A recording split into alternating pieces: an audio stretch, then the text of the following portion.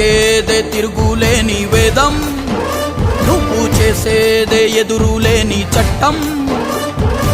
ఓర్పులోన ధరణి మాతవమ్మా, తీర్పులోన ధర్మమూర్తివమ్మా.